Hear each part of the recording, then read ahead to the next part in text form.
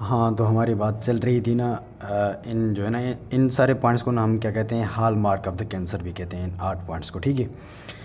अच्छा, बेसिकली हमने ना ये सेल्फ फर्स्ट भी कर लिया था हमने। मैं नाम नहीं ले रहा, इतना टाइम नहीं है, ठीक है। तो सस्टेन्ड एंजियोजेनेसिस तक हमने कर लिया था। हमारे पास बस 2 पॉइंट्स रहते हैं, invasion and metastasis and evade of host immunity. अभी हम ये दोनों करेंगे, बट इससे पहले मैं आगे बढ़ूँ, आपको मैं एक चीज़ बताना चाहता हूँ। MYC जीन के रिलेटेड है। MYC gene, let's suppose this is the chromosome, this is another chromosome, ठीक है। बेसिकली ये क्या है आपके पास, ये 8 नंबर क्रोमोसोम है, ये आपके पास क्या 14 नंबर क्रोमोसोम है, ये 8 नंबर है। बेसिकली 8 नंबर क्रोमोसोम पर ना MYC जीन होता है, यहाँ पर होता है MYC जीन। बेसिकली होगा क्या, इस MYC जीन की ना यहाँ से ट्रांसलोकेशन होगी इस 14 नंबर क्रोमोसोम पर। Let's suppose this is your chromosome, this is MYC gene, and यहाँ पर जिस जीन के साथ ये अटैच होता है ना, वो आपके पास होता है, आपके पास वो जीन होता है IgG जीन। ये क्या, IgG gene, and IgG is the highly active gene. Normally MYC gene आपके पास ना इतना एक्टिव नहीं होता। जब MYC जीन की ये यहाँ से ट्रांसलोकेशन होगी तो ना MYC जीन ना बिल्कुल एक्टिवेट हो जाएगा, और आपके पास ना बहुत सारी जो ना रेप्लिकेशन वगैरह करवाएगा, और उसकी वजह से भी आपके पास कैंसर हो सकता है, ठीक है। Typically this case is seen with the lymphoma known as the Burkitt's lymphoma. या क्या, ये एक लिम्फोमा में मिलता है, उस लिम्फोमा को हम क्या कहते हैं, बर्किट्स लिम्फोमा। बेसिकली मैं बर्किट्स लिम्फोमा की जो है ना एक्चुअल उसमें नहीं जा रहा, जो है थोड़ा सा ना मैं इसको टच कर रहा हूँ अभी थोड़ा सा। जो है ना हमारा जो नेक्स्ट सेशन होगा ना ब्लड का, हम ये ब्लड में करेंगे। This is the non Hodgkin lymphoma, ठीक है। नॉन हॉजकिन लिम्फोमा का एक टाइप है, उसमें हम करेंगे। बेसिकली इसमें होता क्या है, जो है ना ये जो मैंने स्टार बनाए ना, these stars are basically the macrophages. ये जो स्टार हैं ये क्या हैं, मैक्रोफेजेस हैं। ये आपके पास क्या होती है, ये ना इसकी टिपिकल मॉर्फोलॉजिकल पॉइंट होती है कि इसमें ना जो है ना जब आप स्लाइड देखेंगे इसकी, और सॉरी मार्फोलॉजिकल पॉइंट भी होती है ये आपके पास ना, और इसकी ये क्या होती है दूसरी, माइक्रोस्कोपिक भी होती है, ठीक है। जब आप इसको देखोगे ना बर्किट्स लिम्फोमा को, ये क्या बेसिकली बर्किट्स लिम्फोमा है।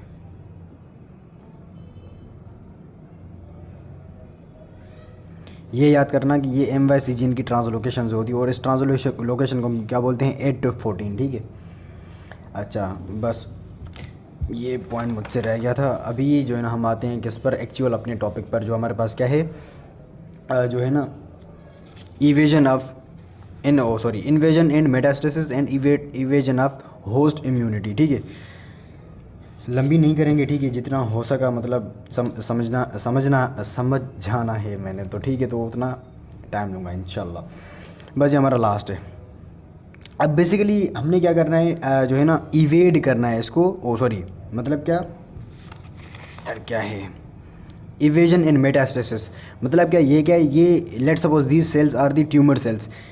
अब देखें ये क्या, फर्स्ट इसको नॉर्मल सेल लेते हैं, उसके बाद जब ये ट्यूमर सेल में कन्वर्ट हो जाएगा, तो ट्यूमर भी बताता हूँ, नॉर्मल भी बताता हूँ। पहले नॉर्मल को देखते हैं।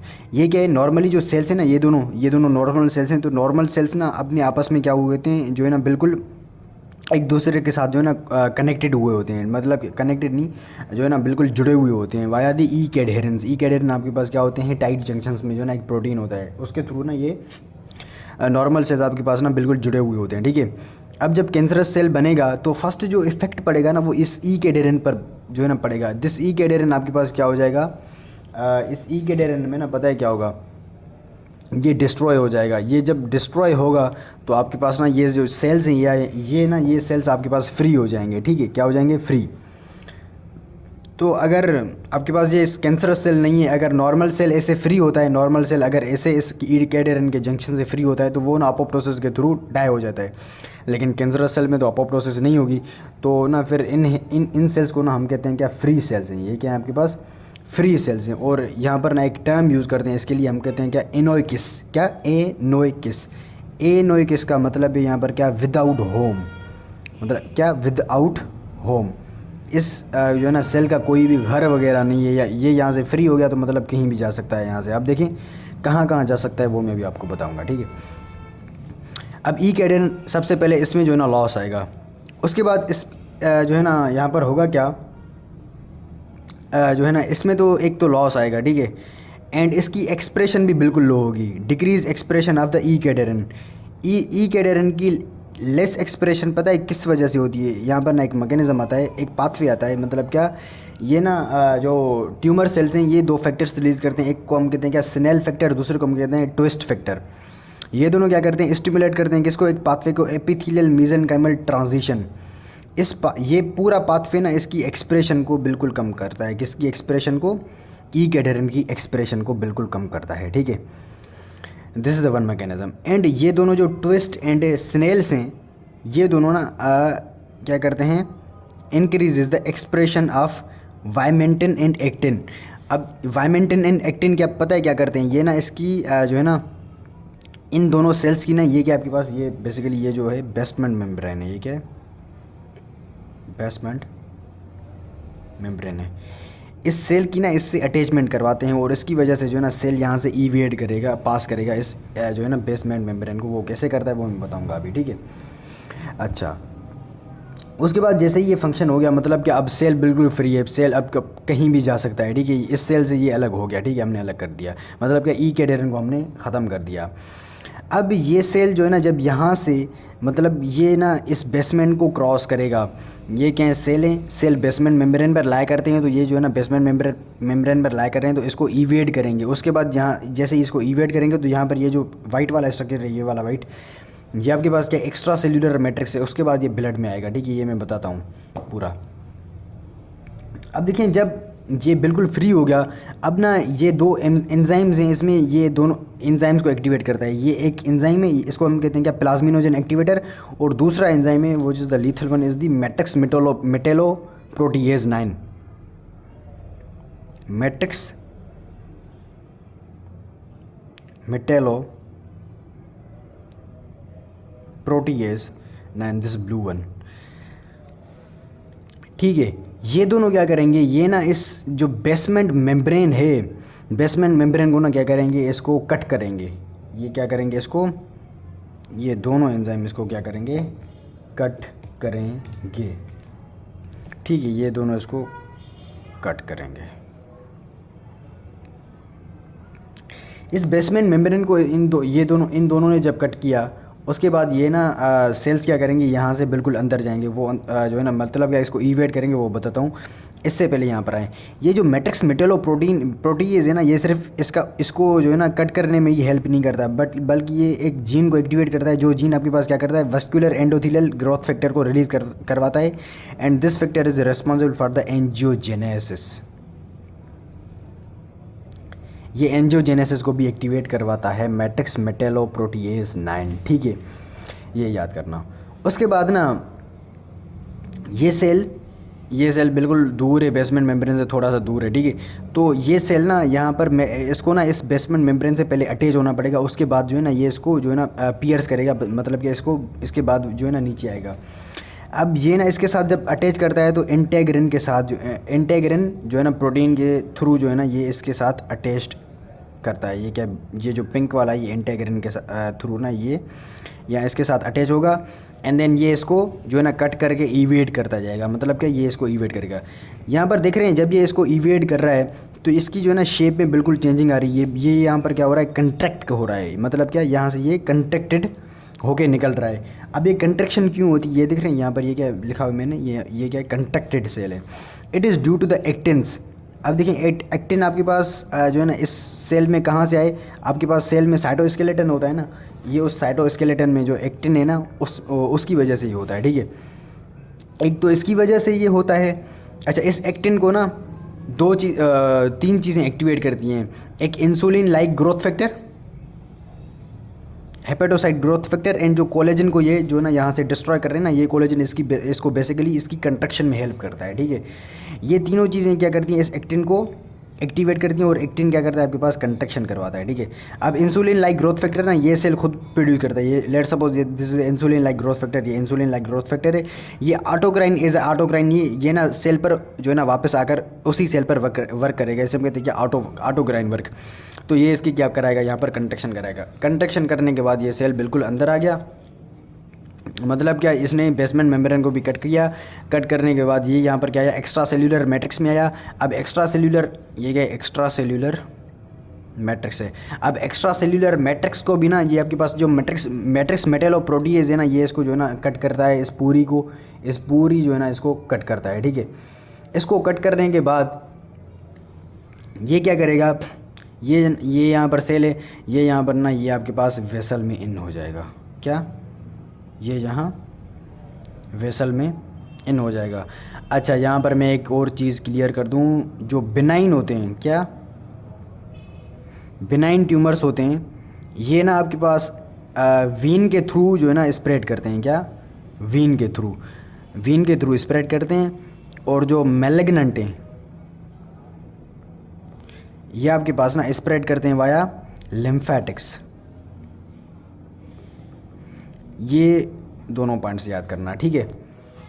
अच्छा, जब ये इसको वेसल को पियर्स करेगा, वेसल की यहाँ पर बेसमेंट मेम्ब्रेन होती है, जिस तरह से इस बेसमेंट मेम्ब्रेन को क्रॉस किया, इसको भी क्रॉस करेगा, ठीक है।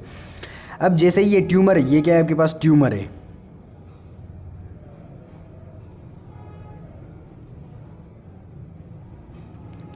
अब जैसे ही ये ट्यूमर वेसल में आया, तो वेसल में तो आपके पास क्या होता है, इम्यून सिस्टम होता है ना। क्या, इम्यून सिस्टम होता है। तो अब ना मैं बताता हूँ आपको कि इम्यून जो है ना, ये इम्यून सिस्टम को जो है ना, उससे जो है ना बचता कैसे, उससे जो है ना आप इसका इवेजन कैसे होता है, मतलब क्या, उसको इवेड कैसे करता है, अभी मैं आपको वो बताता हूँ। बेसिकली ये क्या है, आपके पास सेल है। मैं पहले बताता हूँ कि अगर कैंसरस सेल आपके पास आ जाए, इम्यून सिस्टम वर्क कैसे करता है उस पर, और उसके बाद बताऊँगा कि जो है ना चेंजिंग करके कैंसरस सेल उसको, मतलब जो है ना इम्यून सिस्टम से बचता कैसे। अब देखें, ये एक प्रोटीन है, जब जो आपके पास कैंसरस सेल है वो जो है ना बनता है, तो वो ना आपके पास क्या करता है, डीएनए रिपेयर को जो है ना इंटरप्ट करता है। तो डीएनए जब रिपेयर ठीक तरीके से नहीं होगा, तो मतलब क्या, वहाँ से कोई सेल बिल्कुल ख़राब होगा, तो वो ख़राब सेल जो है ना हमारे काम का नहीं होता, मतलब कि हमारे लिए नुकसानदेह है, ठीक है। तो उसकी ना एंटीजन बनेगी, उस एंटीजन को हम क्या बोलते हैं, नियो एंटीजन। अब नियो एंटीजन आपके पास ना ये क्या था, पहले नॉर्मल सेल था, उसके बाद ये क्या बना आपके पास, जो है ना आपके पास क्या बना, ये कैंसर सेल बना। तो इसके ऊपर क्या होगी, ये MHC मॉलिक्यूल होगा। तो ये ना, ये जो नियो एंटीजन बनी है, ये MHC 1 मॉलिक्यूल क्यों इसको प्रेजेंट करेगा, बिकॉज इट इज़ इंट्रासेल्यूलर। जो भी इंट्रासेल्यूलर आपके पास और इंट्रिंसिक आपके पास एंटीजन होती है, वो आपके पास MHC क्लास 1 जो है ना उसको इंट्रोड्यूस करता है। अब MHC 1 क्लास इस टी सेल को जो है ना, ये जो है ना टी साइटोटॉक्सिक होगा, ये T cytotoxic cell, T cytotoxic को ये एंटीजन शो करेगा, एंड उसकी वजह से टी साइटोटॉक्सिक इसको डिस्ट्रॉय करके मार देगा, ठीक है। This is the one mechanism कि जो है ना इम्यून सिस्टम इसको कैसे मारता है, कैंसर सेल को। अदर मैकेनिज्म इसमें होता क्या है कि जो है ना जो कैंसरस सेल है ना, वो बहुत ज़्यादा एक एंजाइम प्रोड्यूस करता है, जिसे हम कहते हैं क्या, टायरोसिनेज। क्या, टायरोसिनेज। अब बेसिकली टायरोसिनेज जब बहुत ज़्यादा प्रोड्यूस होगा, तो ये ना हमारे जो सेल्स हैं, पहले तो ये नॉर्मल सेल था, तो ये जो है ना कैंसरस, अब कैंसरस सेल बन गया है, तो ये बहुत ज़्यादा प्रोड्यूस होगा ना, तो ये ना आपके पास एज ए एंटीजन वर्क करता है यहाँ पर। क्या, एज ए एंटीजन।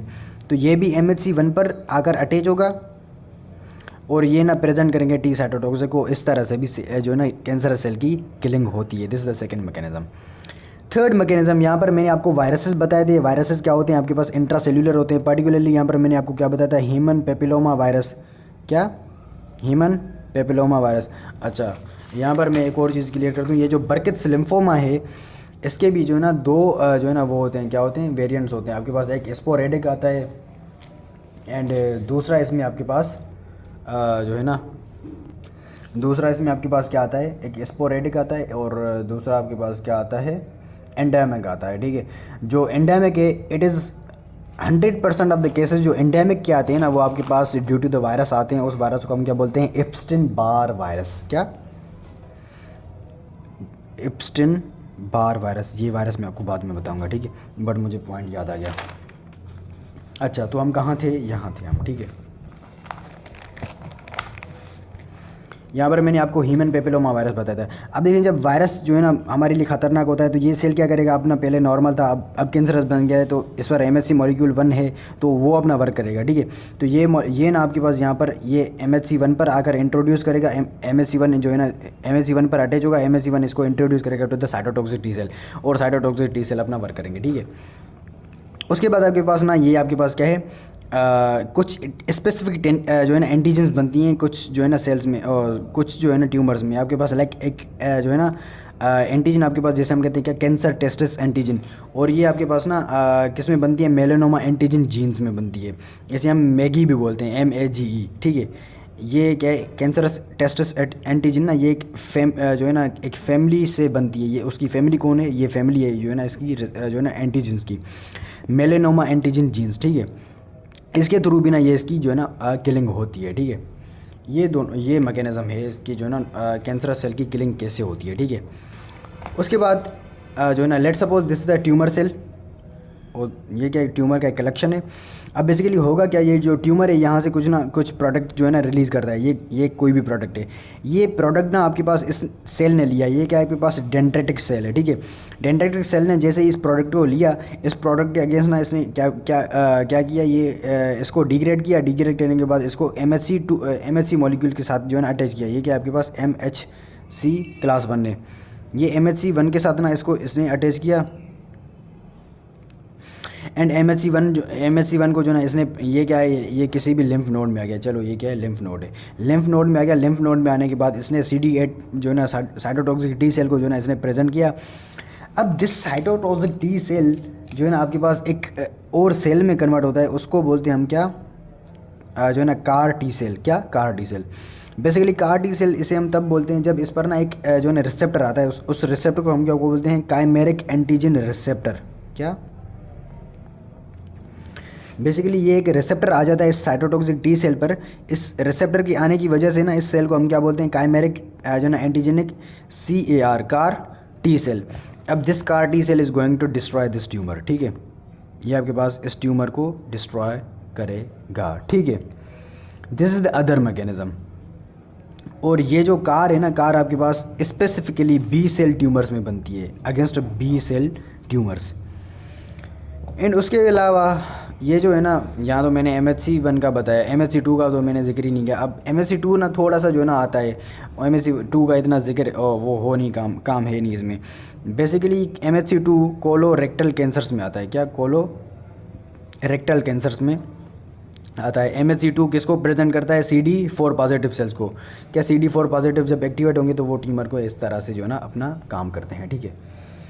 अच्छा, ये तो था नॉर्मल, ये क्या था, ये नॉर्मल था। अब कैंसरस सेल क्या करता है जिसकी वजह से आपके पास जो है ना वो बच जाता है।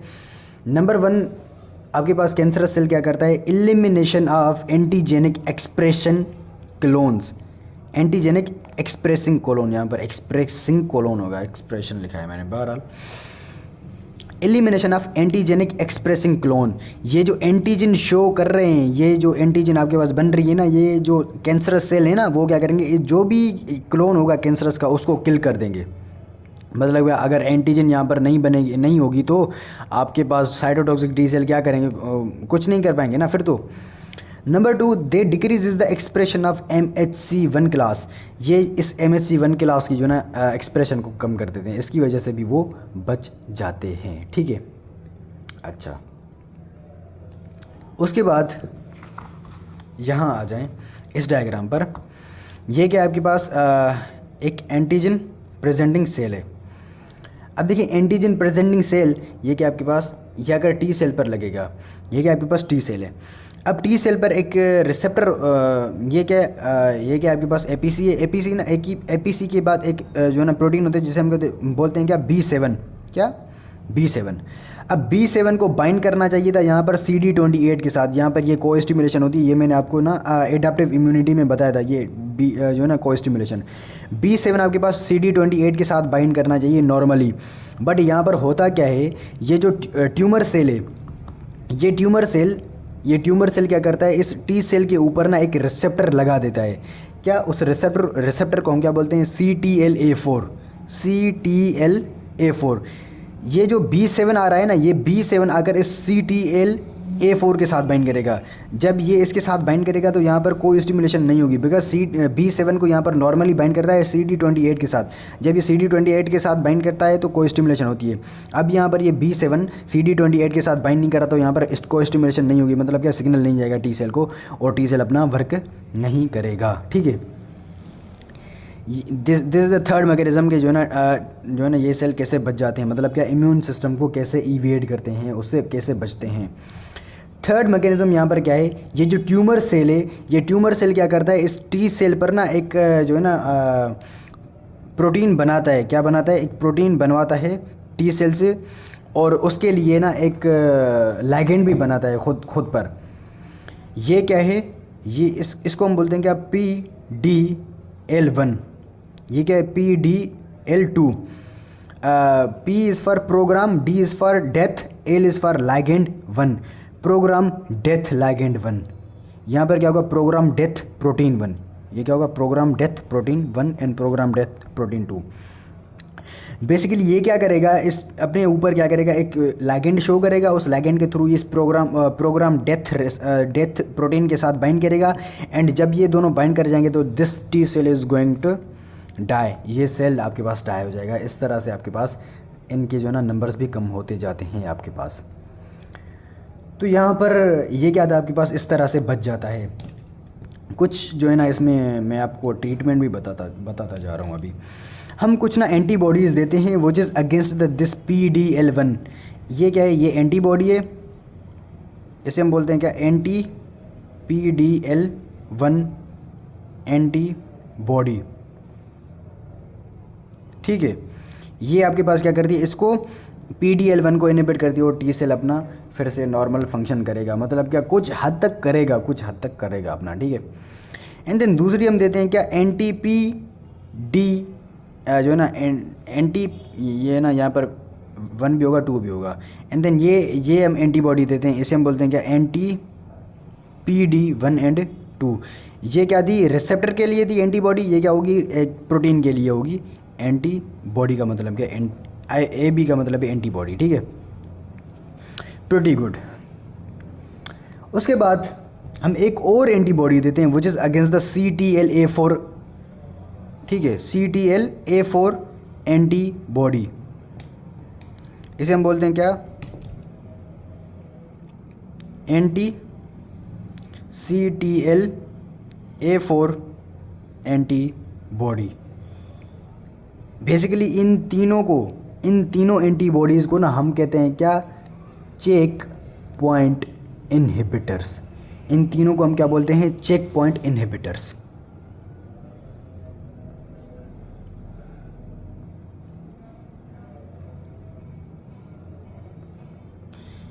ये MCQ आ सकता है, तभी मैंने बताया। ठीक है, कि जो है ना पूछ सकते हैं आपसे कि जो है ना चेक पोस्ट इनहिबिटर के नेम बता सकते हैं आप, तो बताएं। ठीक है, एग्जामिनर पूछ सकता है या फिर कोई भी MCQ आ सकता है। ठीक है, इस तरह से क्या होता है आपके पास ना, नॉर्मल ये ना सेल्स इवेट करते हैं इम्यूनिटी को। अच्छा, यहाँ पर कुछ होता नेचुरल किलर सेल का मैं थोड़ा फंक्शन बता दूँ। यहाँ पर ना इंटरल्यूकिन 1 और इंटरल्यूकिन 5 क्या करते हैं, ये नेचुरल किलर सेल को ना एक्टिवेट करते हैं, और नेचुरल किलर सेल इस ट्यूमर को जो है ना क्या करता है, मतलब क्या as a first line of defence ना इसको मतलब क्या करता है, ख़त्म करने की कोशिश करता है, लेकिन कर नहीं पाता। ठीक है, उसके बाद ये नेचुरल किलर सेल क्या पता है क्या करता है, इंटरफेरॉन गामा रिलीज करता है, जो कि आपके पास मैक्रोफेजेस को एक्टिवेट करता है, एंड मैक्रोफेजेस भी यहाँ पर फाइट करने के लिए आ जाते हैं। ठीक है, this is the one mechanism. ठीक है, ये इस तरह से भी अपना इम्यून सिस्टम वर्क करता है, लेकिन वो काम का होता नहीं इतना। अच्छा, आपको ना ये इम्यून इवेजन आपको जो है ना मतलब क्या इम्यून सिस्टम को इन्वेड कैसे, मतलब क्या उसको इवेड कैसे करता है यार, इवेड। ठीक है, not invasion, this is evade, मतलब क्या उससे बचता कैसे। अभी आ जाएं यहाँ पर मैंने अपनी कहानी को अधूरा छोड़ा था, बिकॉज ये ब्लड में आ गया, तो ये जो इम्यून सिस्टम का फंक्शन होगा ना, ये पूरा ब्लड में होगा।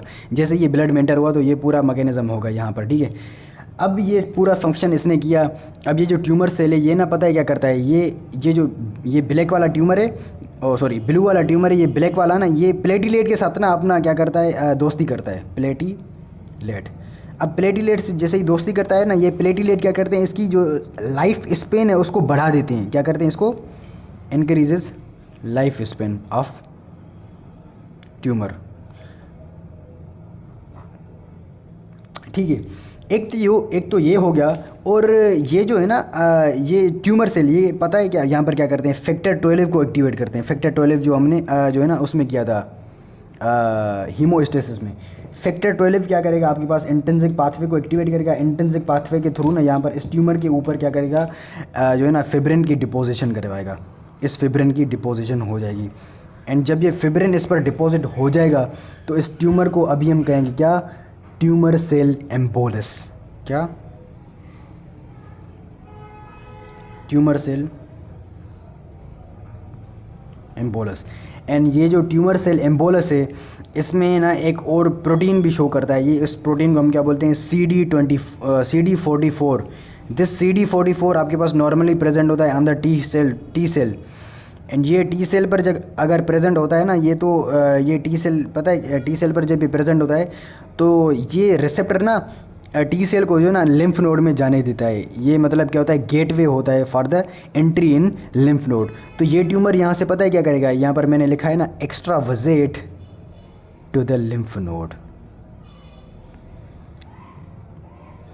ये यहाँ से लिम्फ नोड में जा सकता है। मतलब क्या, ये लेट सपोज यहाँ पर कोई भी साइड थी, ये क्या होगी, इसकी प्राइमरी साइड होगी। ये लेट सपोज ये लिम्फ नोड में चला गया तो इसे हम बोल देंगे क्या, दिस इज़ द सेकेंडरी जो है ना आपके पास क्या, सेकेंडरी जो है ना ट्यूमर होगा। ये क्या होगा, प्राइमरी साइड थी तो ये क्या होगी, इसकी सेकेंडरी साइड हो जाएगी फॉर द ट्यूमर। होप कि आपको इतना क्लियर हो गया होगा। एंड देन अगर ये ट्यूमर आपके पास लेट सपोज ये यहाँ पर आ गया, लेट सपोज इसको मैंने लिवर में एक्स्ट्रावजेट किया। जब ये ट्यूमर यहाँ पर आया and let suppose this tumour is not growing, this is the secondary tumour to the liver. Let suppose ये पहले क्या था, लेट सपोज ये क्या था आपके पास, क्या है, कोलोन है। कोलोन कैंसर नॉर्मली लिवर में आता है। ठीक है, तो लिवर में आ गया, ये लिवर में ग्रो नहीं कर रहा। अगर ये tumour if this tumour is secondary to the liver and it is not growing, this is called dormancy of the tumour.